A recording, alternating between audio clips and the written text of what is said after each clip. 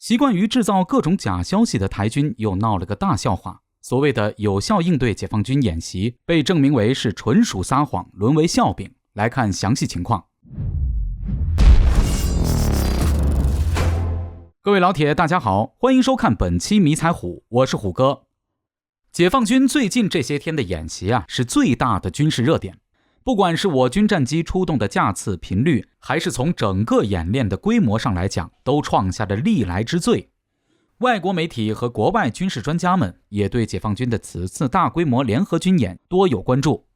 当然，除了外国媒体和军事专家的关注以外，作为当事方的岛内动向也是值得关注的。自打解放军演习开始以来，岛内台当局和台军的各种作秀表演与撂狠话就没停过。台军先后多次表示派出战机挂弹巡航，台媒也公布了台军幻影2000战斗机挂载导弹起飞升空的画面。看上去好像台军的此类种种行为是有些底气的，但实际上的真实情况却并非如此。按照台军那边发布的消息来看，我军在大规模演练的第3天，一口气出动了30架的各类型军机进行飞越台湾海峡的演练行动。机型中包含10架苏30战机、4架歼16战机、4架歼11战机，以及1架运8电战特种机。除此之外，还有非常少见，前不久才刚刚官宣进入空军现役状态的运油20加油机。虽说台军那边给出的这种我军台海巡航的机型和数量通报是一如既往的不靠谱，之前甚至还闹出过整个旅的歼16满编一口气全部出动，丝毫不考虑装备妥善率和战备值班基数这2个客观因素下，全旅战机一次性全部出动是压根不可能的情况。但从可供参考的角度来讲，从台军发布的此份通报中，我们至少能够看出我军这几天来进行的台海巡航，那是真的规模不小且动静很大的。比起台军这种通报，大概率是只多不少，实际只会更强。与之作为对比的，则是台军那边所谓的回应，简直可以说是让人啼笑皆非的滑稽。按照台媒消息，台军在当天也起飞了相当数量的战机，对我军大机群台海巡航进行所谓的回应。但不凑巧的是，当天起飞巡航的台军机中，至少有2架台军机是全程开着应答机飞行的。也是因为这一缘故，其飞行的航线在开源平台上被记录得一清二楚，完整呈现。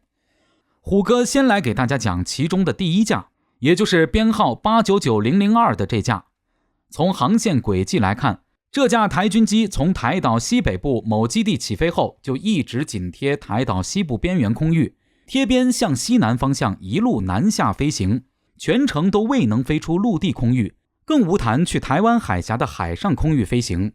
紧接下来更有意思的是，这架编号899006的台军机，其在台岛西南部某基地起飞后，先是沿着陆地边缘贴边向北飞行了一阵，然后改变方向，稍微离开了陆地空域一丁点的距离，但却并未将此种飞行轨迹持续太久。紧接着右转，又立刻飞回了陆地空域。从以上这2架可以确认轨迹的台军机飞行路线来看，台媒声称的对解放军机群有效应对一类言论，可以说是纯属胡诌。单从军事意义的层面来讲，伴飞和驱离这才叫做有效应对，而不是连台湾海峡的海上空域都不敢去，去了也只是稍微蹭一下，然后就赶紧转向回陆地空域的滑稽行为。如果这也算得上是台媒口口声声的有效应对，那只能说是台媒重新定义了有效应对的含义，变着法的想方设法给台军的丢人行为包装美化，但实际上却毫无意义。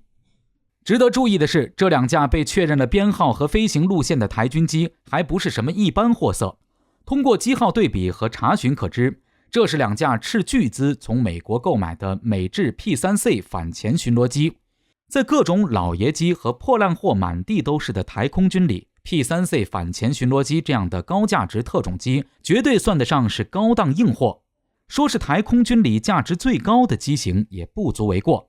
若要虎哥综合评判台军以上种种行为，其基本可以归纳为心疼宝贝疙瘩，害怕出什么意外，而且没有胆量去直面解放军的大机群台海巡航，没有胆量飞出台岛上空去靠近他们口中所谓的海峡中线，更无谈有胆量去接近解放军划定的演习区上空。